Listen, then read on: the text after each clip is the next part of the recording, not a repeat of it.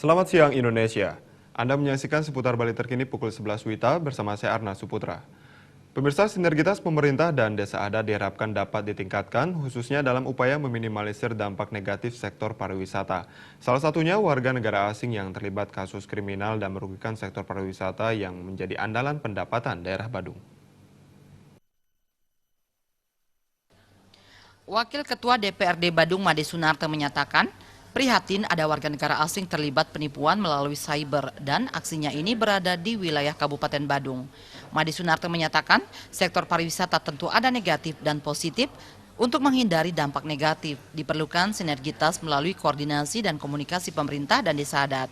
Kegiatan deteksi dan pengawasan desa adat sebagai garda terdepan dalam pengawasan warga negara asing di wilayahnya perlu ditingkatkan, mengingat desa adat memiliki prajuru salah satunya pecalang.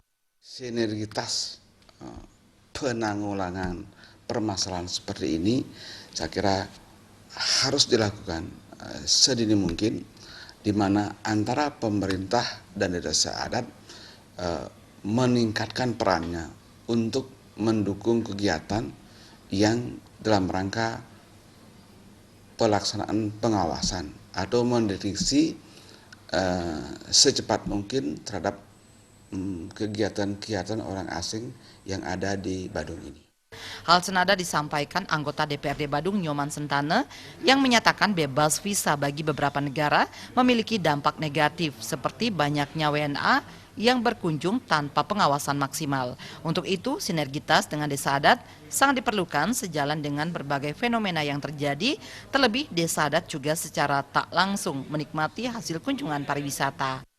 Pemerintah daerah itu hidup dan nikmat dari kuenya pariwisata, kan? Kuenya pariwisata. Kalau ini kita terlenas di pemerintahan, jadi orang-orang asing yang ada di Bali itu merasa ketakutan juga. Akhirnya kita rugi sendiri, kan? Nah, terus mekanisme teknisnya seperti apa? Pemerintah daerah itu kan jaringannya sampai ke masyarakat, kan? Dalam hal ini desa adat. Nah, desa adat itu memiliki wilayah otonom, kan? Ada wilayah Banjar adat, kan? Ada desa adat. Nah, dalam hal ini pemerintah daerah bisa berkomunikasi dengan desa adat.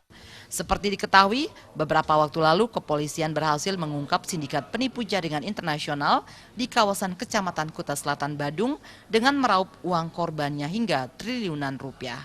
Sufiatne, Bali TV. Sekian seputar Bali terkini kali ini. Terima kasih untuk perhatian Anda. Salam Indonesia.